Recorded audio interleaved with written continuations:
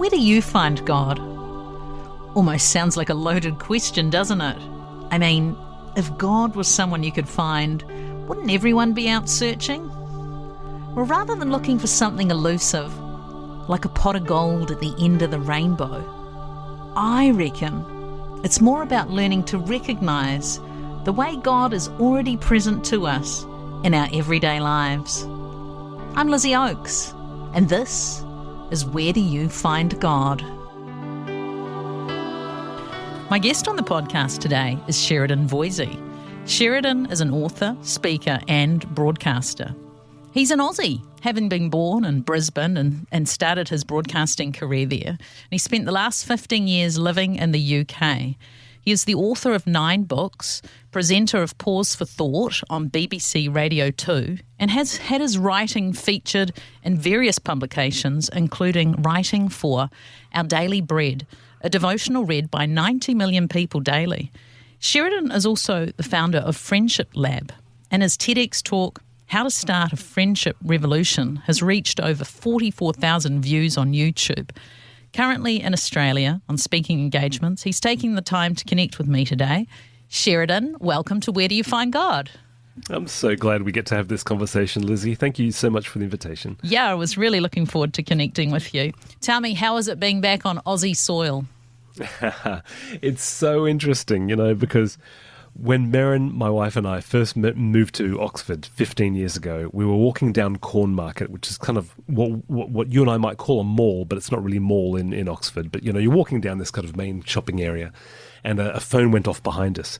And this very stately man said, "Oh, Lord Astonbury, so marvellous to hear from you."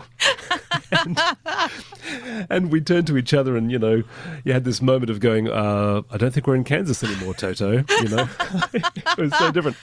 And then I come back to Australia and I'm sitting on the train in Sydney and this voice comes over the loudspeakers.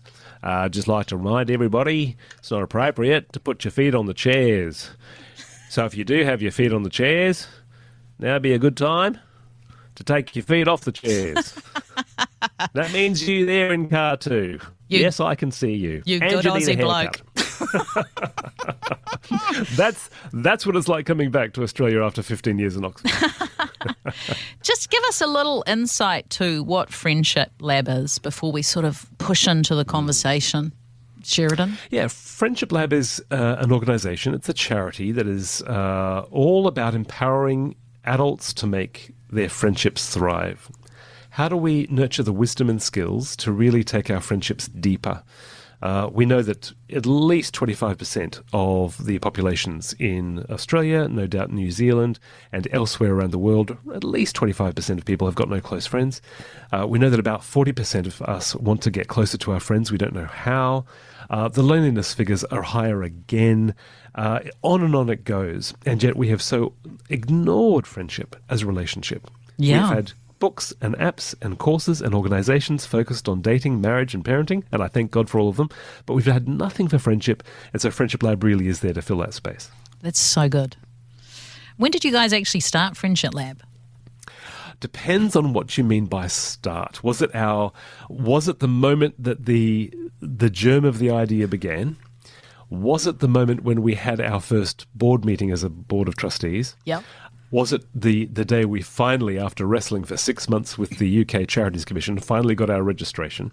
Or was it the day that we launched publicly? I can give you all of that. That will span somewhere between 5 years and 1 year. Oh, yeah, 5 years. Well, yeah, like any good idea, it takes a bit of time to think about beforehand and plan. I mean, this podcast was the same, maybe not 5 years, but definitely you put some good thinking and planning into a good project, right? That's right. That's what you do. Yeah. Well, 4 years of development, I would put it down to. 4 years of development, and then we developed this evidence-based course, and then we launched in February last year. So 4 years of development and about a year publicly alive, I guess I would say. Yeah. And so people can do courses and things, is that right? I know you go and you speak around the world about it, but can people actually jump online and do courses? Right at this very moment, you can look up friendshiplab.org. And so we put all of this time into developing this course. It's only 6 sessions. It was developed specifically so that it'd be the most essential skills that can be transferred. We want to start a friendship revolution. We want things to change. We want to bring that 25% figure down. And so putting all of that effort into that. And so you can go as an individual online right now and you can do that course. And in fact, you can then get a little code and you can invite a friend to do it with you if you like. But the other thing I'm really excited about, Lizzie, is that we're only a few months away from launching Friendship Lab for churches. Oh, cool. Where we've then spent the last 6 months piloting the course in then a variety of different churches in a variety of different contexts, variety of different sizes, from a 3,000-member church in Calgary to 30-member churches here in the UK. And it's almost like an alpha course for friendship, if you like. So you, as a church, could run it. All the heavy lifting is done by the videos. You've got a really good leader's guide, etc. And we have seen amazing things happen as a result. People's lives changed, people's faiths transformed, and indeed people making friends. In some cases, they've been in the church for 17 years, never made a friend. They finally make friends. Ah, that is so good. I love that. I'm going to read a scripture to you and ask you a question, but I feel we're going to push back into that friendship lab. Sheridan, in Acts chapter 17, verse 27, it says, God intended that they would seek him and perhaps reach out for him and find him, though he is not far from each one of us. So my question for you today, Sheridan, is where do you find God? Love that verse. It's been a driving force for much of my work that I've done actually over the last 30 years. I find God in solitude and then in community. So the two of those things together. So the solitude, it might be something as simple as taking my journal off to a cafe one afternoon and just being with God in written form and writing out my prayers and just trying to work out where my soul and my heart is. It could be going on a pilgrimage, which a friend and I did together, or indeed more likely it's on retreat. So I'm not always successful, Lizzie, but I try to book in 3 one-day retreats during the year where I get away. I've got this lovely little retreat center that I go to, and they give me the same room every time. It's this beautiful, it's called the Green Room, and it's in a converted manor house, really, and it's got a beautiful bay window, overlooks what must be a 600 or 700-year-old lovely oak tree, and I just spend time with God there in solitude, and it needs to be solitude. I need to have that moment where I'm just with God alone. It's just him and me, and I start with some scripture. I have no particular agenda. I have my journal there, and then I just wait for God to speak and get my life in order. And then the corollary to all of that is that then we can't stay in solitude. Richard Foster was absolutely right when he said, we withdraw in order that we can then advance. We then go towards people. We go towards community. We go towards people and friends. And some of my most important moments with God have come in the company of friends, whether that be in a very impactful prayer time, or whether it just be in conversations, or indeed whether it be on a pilgrimage with my friend DJ, or perhaps in a moment where my friend Jason and I were, hiking in one particular place. We got to this beautiful meadow, and we just stopped in silence, and the stream was trickling, and the birds were singing, and everything else was silent. And he and I just stood there on the spot for easily 10, 12, maybe even 15 minutes, saying nothing to each other. Now, Lizzie, I'm a gap filler, and that's got to be as big a miracle of God as ever there was on this earth. Isn't that a good sign of a good friendship? You can be silent together. It really is. It's one of those unspoken markers of a good friendship. You do not have to talk to each other. You can actually be comfortable in each other's presence without saying anything.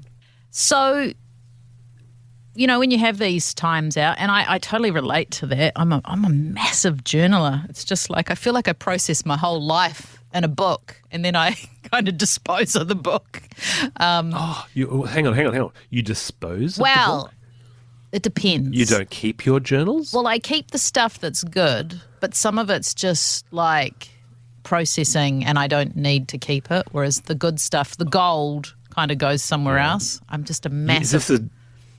Is this a digital journal? No. Do you type this? No, I write it. You write it. So you write it on paper, and then you rip out the good pages, keep those, throw the rest? Yeah, well, usually that's just like very draft of life, and then I have another journal where the gold kind of transfers over. Do you know what I'm saying? Interesting. So I do know what you're saying. Look, this is the reason why I push onto this, because so many people do not journal because they've been told a whole bunch of things that you have to do. Well, the biggest feedback that I get from when I talk about journaling, because I'm a huge believer in journaling, is people say, oh, yes, but I tried that once and it didn't work. I said, what did you try? Yeah, well, you're supposed to do it every day, aren't you? And I say, no, there are no rules to journaling. I've never heard of anybody who actually writes a journal and then keeps the best bits and transfers them into another journal. If that works for you, that is your spiritual tool. Yeah. I keep all of it. It's just all there. I'm probably not disciplined enough to carry the good bits over to another journal. The fact is, when you do that, all of those good bits will be solidifying even more into your heart and soul. So I think that's a really good practice, actually, the more I think about it. Did you ever read that book, The Artist's Way? By Julia Cameron? I think I've got it. Yeah, and she talks about morning pages. Morning pages. Which is kind of like what I do. So some of it's just boring download, but it's clearing all the backlog so then I can get to some good bits. Yeah. Well, the fact is, if you go back years ago into even looking at the stuff that you were clearing out, I think that would be meaningful. Yeah, true. Because it would be stuff that you were clearing out back then that you're probably not clearing out now. Or indeed, maybe you are. And so you can say, oh, yeah, that's interesting. I still haven't moved on. So that's why I find I don't know if I want to know that. So in terms of this whole development of Friendship Lab and what you're doing, and I know there's a group of you, but you're the founder of it, where do you find God in all of this, the Friendship Lab?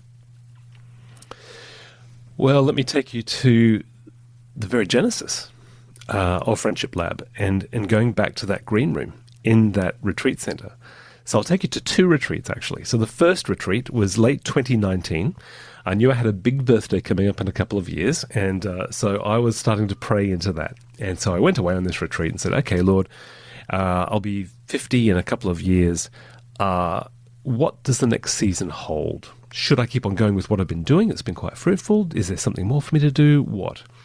By the end of that retreat, I really felt that I was supposed to focus on friendlessness and loneliness. And so I left that retreat skipping and jumping and leaping with joy, because I thought I had my next book project. That's what I've been doing for the last few years. I was writing a book, doing media out of the book, speaking out of the book, etc.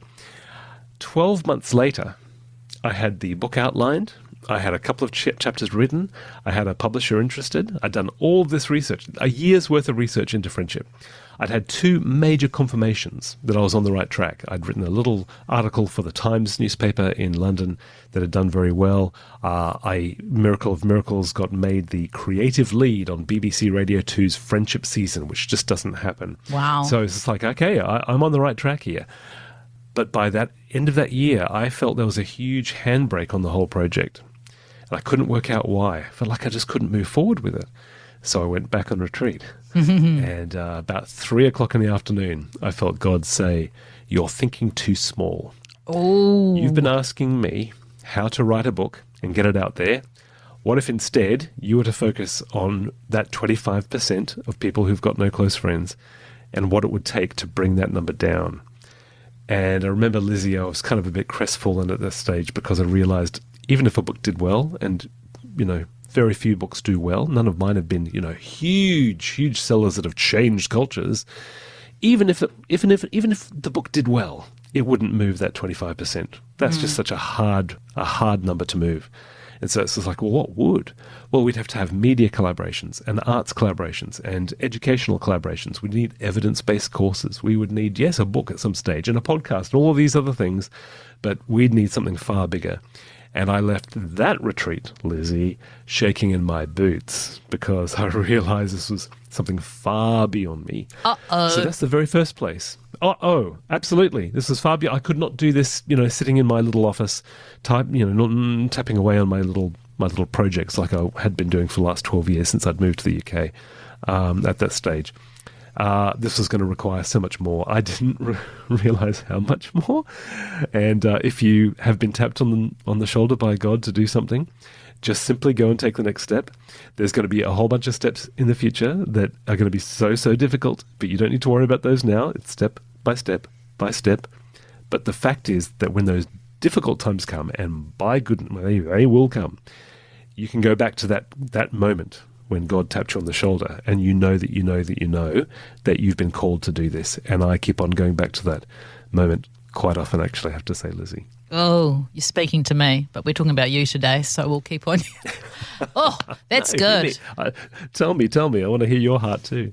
Well, just to say that I'm not going to go into it all today because we're talking about you, but, there was something recently, somebody was doing a project and I felt like the Holy Spirit said to me, you could do that too. And I went, oh, could I? So I'll tell you more about that in the future. So that's good. So cool. The genesis of this was very much God in it with you. And then I love the way it's like he's saying, no, Sheridan, you're not dreaming big enough. You're not going to reach enough people with this little book. Let's go bigger. And it seems that you have to, what I really like about what you're saying is, stepping out on the water with God is that you have to have time away with him to walk with him in the journey that he's put in front of you. Very much. Now, on those whole introvert, extrovert, where do you sit? I come out bang in the middle with all of them all the time. So do I. Oh, good. I'm an ambivert. I'm glad we're not alone. It should be good, right? It means that we can be really alive with people, but there comes a point where it's just like, I've got to retreat and I've got to get into my little dark corner and I've got to go and write some poetry somewhere or something. Yep. I so need. I do that with a guitar. I'm always like, I need my space. I'll even do it here at work. People will see me in a room somewhere and I'm like, just centering and being with God and all of the other stuff. If it was all the time, I'd just get overwhelmed.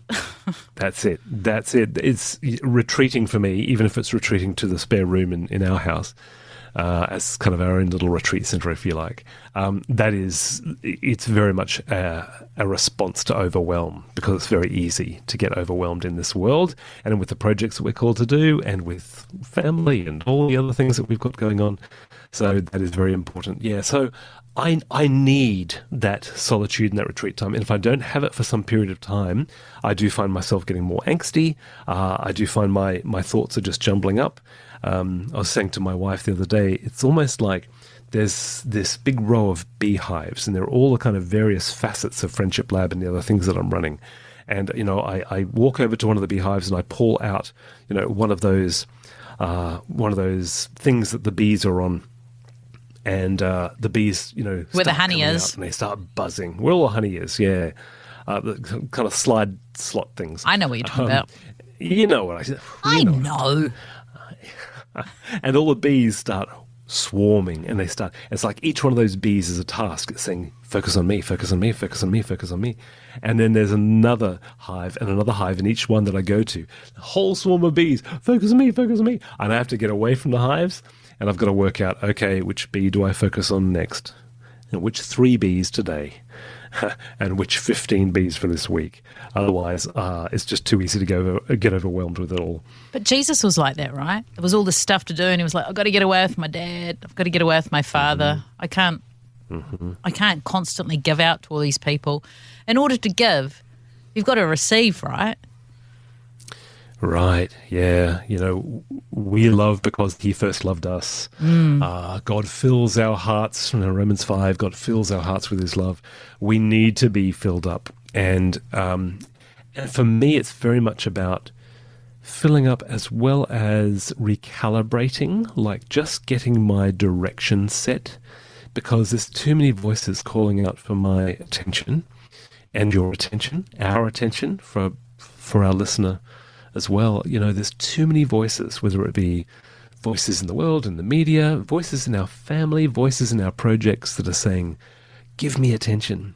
And many of those are very, very worthy. But we are finite beings. And I think there's one real gift of us recognizing our finiteness, our finitude. When we recognize that we are not God, we are not omnipresent, when we are not omnipotent, when we do not have the ability to do everything at once, we have to then give ourselves the grace and the gift that it is to say, I need to choose today. So, Lord, help me choose whose voice do I attend to today? Who do I serve? Definitely.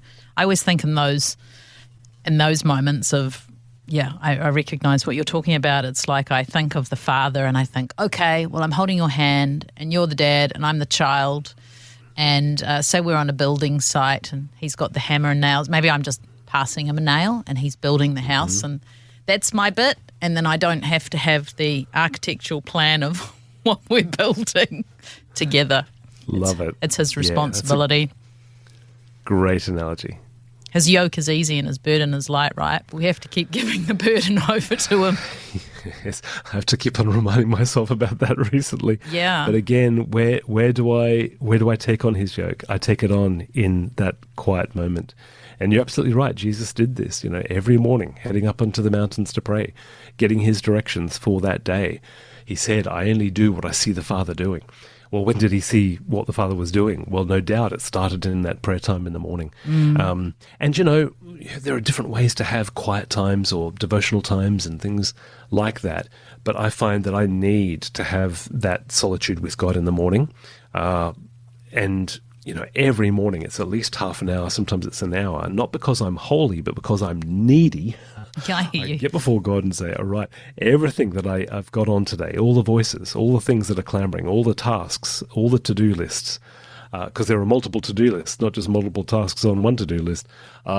What is it today, Lord? And it's amazing how if you just get clarity on that, and sometimes it takes a while, but if you get clarity on that, then you can build a life, then you can build a ministry, then you can build the project that he's given you to do. And Sheridan, just in closing, this God that you meet on retreats and you meet in the morning and you hand things over to and journey with, and he nudges you to, reach bigger and wider. What's he like, this God? I always go back to that profound moment when Moses is saying, God, who are you? And then God breaks in and says, you want to know who I am? I am the Lord, the compassionate and gracious God, slow to anger, abounding in love and faithfulness, showing mercy to 1,000 generations that call on my name. Yet I do not forget or ignore wickedness. There is something profound in that one passage in Exodus 34. If we just meditate on that, you've got all of God's character. Compassionate, gracious, slow to anger, abounding in love and faithfulness, forgiving wickedness and sin. And then you want to go to Hebrews 1, where it says that Jesus is the radiance of God's glory and the exact, underline that word, the exact representation of his being. Now that is profound. If you just spend a bit of time, spend this week reflecting on just that one verse, you will see then that everything that God is, Jesus is. That is profound. So if we really want to know who God is, look at Christ. He is the filter for everything else that we have throughout the whole of the Old Testament and indeed the New. He is the radiance of God's glory and the exact representation of his being. That's who he is. Sheridan Voysey, thank you for joining me today on Where Do You Find God? So good to be with you, Lizzie. Tune in every Wednesday afternoon at 4:30 on Sanctuary, or listen and subscribe via your favourite podcast platform and give us a review so others can find us.